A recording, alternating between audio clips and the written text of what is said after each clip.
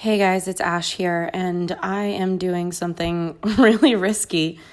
I'm showing up on this audio without clarity on what I'm going to talk about. So hopefully this is going to go somewhere and we can slap a title on it and it's going to make sense. But it's May 29th, which is my birthday, and I just woke up a couple hours ago to a ton of birthday messages and just feeling really loved. And it's just so interesting because it kind of feels like a contrast to how I've been feeling about myself this month. And it's interesting as well because I actually just started dating someone, and I think he's the right guy, so that's really interesting. So I have a lot of happiness in my love life, a lot of connection, a lot of understanding, a lot of love in my text messages for my birthday, my phone calls. I spent this weekend going on a pub crawl with my friends, which was the funniest thing. And the reason I decided to do that was because I know that all of them, some of them are super bougie, but other ones, they just are over bars. And there's like a, 21-year-old college student still living inside of me. And that shows up in many ways. Like no matter how much money I do or don't have, I'll never pay to fly first class. I think I've flown twice and it was by accident.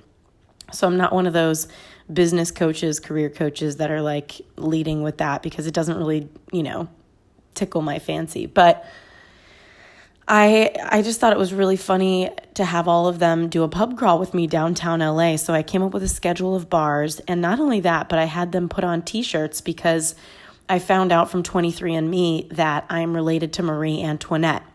So I'm in her bloodline, which if you don't know, she led the French Revolution, and that woman literally ate nails for breakfast. She was insane.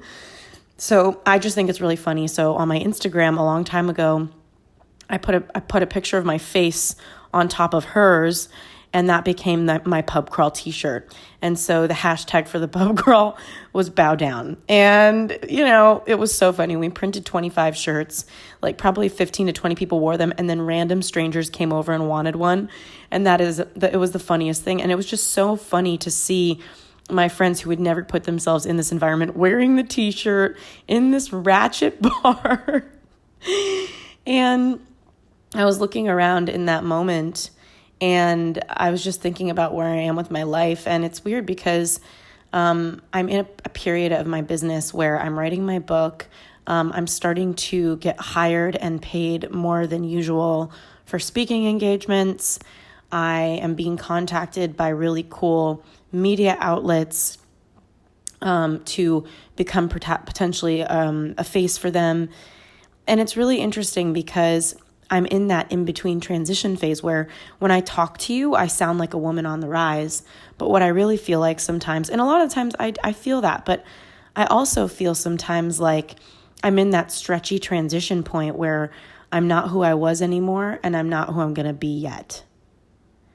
And that feeling of in between brings up this memory, which what I've said to you before on this podcast is that the loneliest places I've ever been in my career are at the top or at the bottom. And the top was lonely because I didn't really know who to celebrate with. I didn't want to tell people how well I was doing when I was doing that well.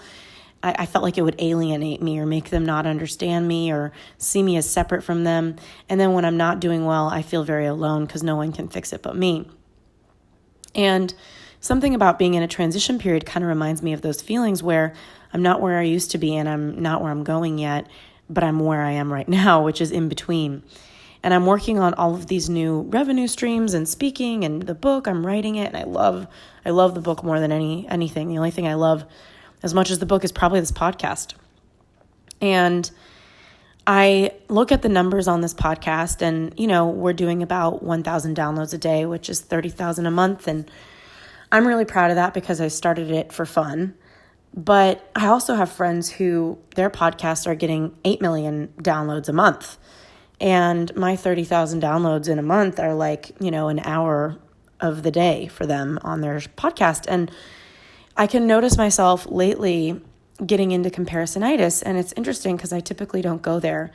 And so I was wondering why am I there? And it's because I'm in this transition point is what it feels like where I'm not where I want to be. And This brings up for me a lot around loving yourself, trusting your journey. And I think it being my birthday this morning, I think a lot about where you are. Like your birthdays are markers, and according to research, we don't remember much. I mean, if I ask you to remember what you were doing for your birthday when you were 13, 14, or 15, chances are you don't remember that day at all. But if I ask you where you were during 9/11, you will remember that, because according to research, we need some sort of traumatic event or crazy weather or something very unusual to remember a day. And I do find that birthdays are one of those occasions where you tend to remember the last few, perhaps. Maybe even New Year's, you sometimes remember the past few. And as I reflect on my age, it is starting to feel more and more like I'm more aware of where I am, because I think when I was a little girl, I thought being in your 30s, I'm turning 32 today. I always thought being in your 30s, you would be married with a white picket fence, and my business would be crushing it. And, it's like I've had a lot of experiences. I've had an experience of a multi-million-dollar business and getting paid like crazy. I've had the experience of debt collectors calling me and losing it all. I've had the experience of having, planning a wedding and realizing it's not the one. I've had the experience of dating guys who are, people that I need to fix, and then dating guys who really love me. I've had the experience of having a sister that was my best friend and her passing away. I've had the experience of friends that have hurt me and friends that have loved me. And I've had the experience of living abroad and working in counterterrorism and sitting behind a computer screen and watching people blow their heads up and watching a baby be there in 1 minute and then be gone in the next. I've had all these experiences, and when I sit and really feel those, and you can hear my tears, I realized how grateful I am for my life and how much money really doesn't matter, because when I feel the gratitude in my body right now, it's about my connections, it's about my friendships, it's about love, and it's about relationships. So I find that when somebody, and I've said this to you before, is low on energy, they're low on connection to themselves, whether they don't feel a sense of purpose in their day, low on connection in their relationships. And so my invitation to you is to start to get really grateful and start to notice the things that really move you. Because when you get really grateful, you start to notice what you're putting your attention on. And I could go through a list right now, like I'm grateful for that speaking engagement I closed this morning or whatever. But when I start to cry, it's like I'm grateful for my sister, even though she passed away. I'm grateful for this book because I'm so excited for you to read it. And it has really nothing to do with me and everything to do with me, but I'm writing it for you. And I'm grateful for my new relationship because it's reminding me what it feels like to really love a person. And all of this feeling is inspiring me to create more out of it. And it's inspiring me. I think when you do something that brings you home to yourself, when you do something that brings you back into your inspiration, it leaks everywhere. So if you're in a job right now that you don't like, all you need to do is find something right now, maybe a part of yourself you let go of that you miss, and get back into your inspiration. So what does that look like? Maybe you miss hiking. Maybe like me, you live in Hollywood and you want to go to Runyon Canyon and start putting music on and hiking a couple times a week. Maybe that brings you back to yourself, gives you inspiration. Maybe it's seeing a friend that you don't see, but when you do, it brings you a lot of joy. Maybe you need to make an effort with them. Maybe you've always wanted to take dance classes and you stop making it a priority. Now it's time. I'm telling you, when you choose your inspiration, it leaks everywhere else. And suddenly it raises your standards and holds a bar for you. And in that, you start saying no to things that aren't that. So while I'm in this transition in my career, while I'm still building things that I think are the future of where I'm headed, I'm so inspired.